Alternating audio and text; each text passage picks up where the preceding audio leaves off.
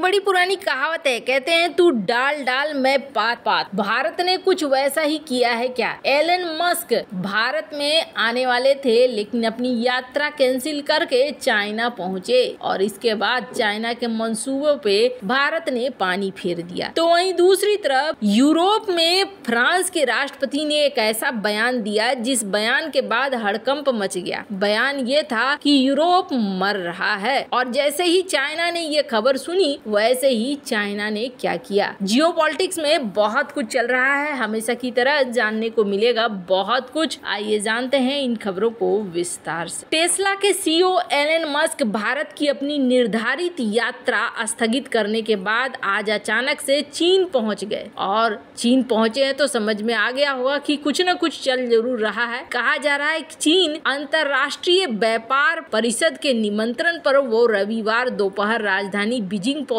बताया जा रहा है कि मस्क टेस्ला की फुल सेल्फ ड्राइविंग या FSD पर बातचीत करने के लिए कम्युनिस्ट शासित देश गए हैं। दरअसल टेस्ला अपनी ऑटो पायलट टेक्नोलॉजी के सबसे एडवांस वर्जन FSD को नए बाजारों में लाने पर काम कर रही है। इससे पहले चीन के सैन्य परिसरों और कुछ सरकारी जगहों पर ऐसे वाहनों को प्रतिबंधित कर दिया गया था। ऐसा कहा गया था कि इन गाड़ियों में लगाए गए कैमरों को लेकर साइबर सुरक्षा चिंताओं के कारण ये कदम उठाए गए हैं। एलन मस्क ने बीते हफ्ते कहा था कि उनकी भारत यात्रा कंपनी संबंधी भारी दायित्वों के कारण टाल दी गई है। मस्क अप्रैल के चौथे सप्ताह में भारत की यात्रा पर आने वाले थे। उन्होंने सोशल नेटवर्किंग मंच X पर पोस्ट कर जवाब में कहा कि दुर्भाग्य से टेस्ला संबंधी बहुत भारी दायित्वों के कारण भारत की यात्रा टाल दी गई है, लेकिन मैं इसी साल यात्रा करने के लिए उत्साहित हूँ। पोस्ट में कहा गया कि मस्क 23 अप्रैल को टेस्ला के आंकड़ों की घोषणा करने के कारण फिलहाल भारत नहीं आ पा रहे हैं। इसी महीने मस्क ने अपनी प्रस्तावित भारत यात्रा की पुष्टि करते हुए कहा था कि वो प्रधानमंत्री नरेंद्र मोदी से मिलने के लिए उत्सुक है। पिछले साल जून में एलन मस्क ने पीएम मोदी की अमेरिकी यात्रा के दौरान उनसे मुलाकात की थी। उद्योगपति ने कहा था कि 2024 में भारत का दौरा करने का योजना बनाया गया है। साथ ही विश्वास जताया था कि टेस्ला जल्द ही भारतीय बाजार में प्रवेश करेगी। उनकी प्रस्तावित यात्रा से उम्मीदें बढ़ गई थी कि वो इलेक्ट्रिक कार निर्माता टेस्ला के भारत में कारोबार स्थापित करने की घोषणा करेंगे। ये भी उम्मीद की जा रही थी कि मस्क टेस्ला के लिए भारत में अपने मैन्युफैक्चरिंग यूनिट स्थापित करने की योजना की घोषणा करेंगे। इसके अलावे वे अरबों डॉलर का निवेश करेंगे और जल्द से जल्द भारत में टेस्ला इलेक्ट्रिक कारों की बिक्री के लिए आगे बढ़ने का रास्ता तलाशेंगे। सब कुछ ठीक था लेकिन अचानक से सारा का सारा प्लान कर दिया गया कैंसिल और इसको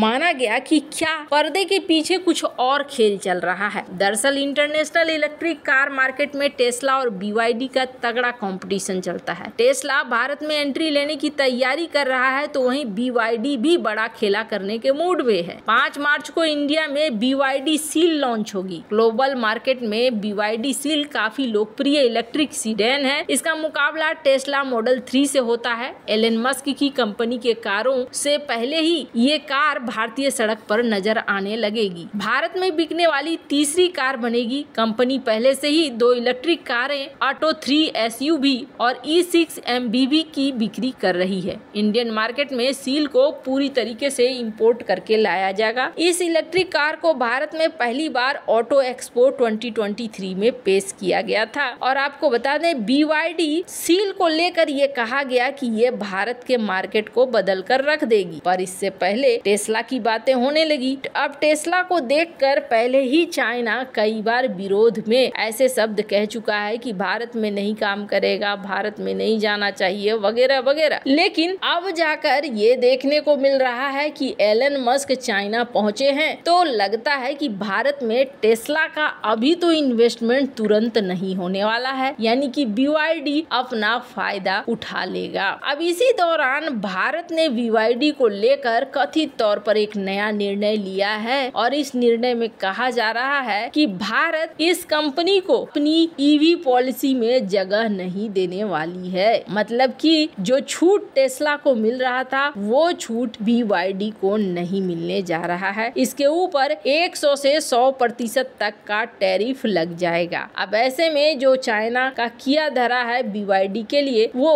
बेकार साबित होता दिख रहा है। लेकिन हाँ, अगर टेस्ला नहीं आती है तो फिर भारत के अपने लोग लोकल कंपनियों को इस मामले में आगे आना होगा। खैर, जहां एक तरफ ये सब कुछ हो रहा है, वहीं दूसरी तरफ कहते हैं ना, जब जागो तभी सवेरा। ये जो मैप देख रहे हैं, इस मैप में यूरोप ने एक समय बहुत अच्छी लाइफ जी, बहुत अच्छी जिंदगी जी, लेकिन अब ऐसा लगता है कि यूरोप बुरी तरीके से किसी और दौर में जा रहा है। पहली बात तो यूरोप ने जो खुले बाहों से चीजों को स्वीकार किया था, अब वो उनके लिए ही बड़ी समस्या बन रही है। स्क्रीन पर पॉलिटिको की एक खबर देख सकते हैं, जिसमें मैक्रोन ये कह रहे हैं कि हम डिबेट करना चाहते हैं, एक ओपन डिबेट करना चाहते हैं कि हमारे पास यूरोपियन न्यूक्लियर प्रत्युत्तर देने के लिए मिसाइलें क्या क्या हैं, किसके किसके पास हैं। इसके अलावा इन्होंने बहुत सारी बातें कही है, जिसमें उन्होंने कहा है कि ऐसा लगता है जैसे यूरोप मरने की तरफ जा रहा है। अब मरने की तरफ जाने का क्या मतलब है? पहले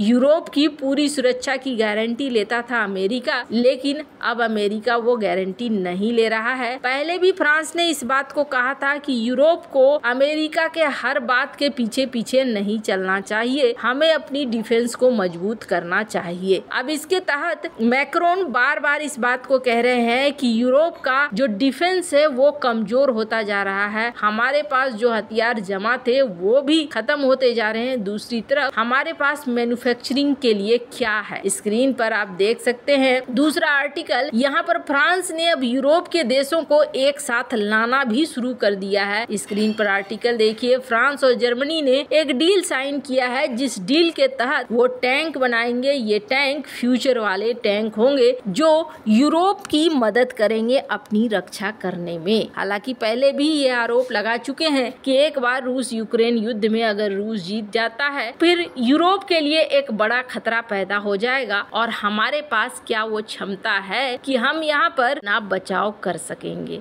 अब यूरोप में जो ये उथल पुथल मची है, एक तो इनकी जनसंख्या खत्म हो रही है, दूसरी बात इनके यहाँ एक और बड़ा इशू आ रहा है और वो इशू है माइग्रेंट का इशू, जो बाहर से लोग आए जिनको इन्होंने स्वीकार किया और स्वीकार करने के बाद अब उनके देश में ये बड़ी समस्या के रूप में बढ़ रहे हैं। तो वहीं दूसरी तरफ राजनीतिक अस्थिरता भी यहाँ देखने को मिल रही है। फ्रांस भारत का बेहद करीबी सहयोगी है, ये चीज चाइना बहुत अच्छे से जानता है और फ्रांस यूरोप में घुसने का रास्ता भी बन चुका है, ये भी चाइना बहुत अच्छे से जानता है। स्क्रीन पर एक आर्टिकल देखिए, महज संजोग तो नहीं है, जिसमें चाइना ने अब मैक्रोन को कॉल किया है और मैक्रोन से बातें 28 अप्रैल की ये खबर आ रही है, जिसमें कहा जा रहा है कि चाइना के जो राजदूत हैं वो मैक्रोन से बातचीत कर रहे हैं और बातचीत के बाद वो कह रहे हैं कि हम दोनों एक दूसरे के साथ रिश्तों को अच्छा कर लें, मजबूत कर लें। लेकिन क्या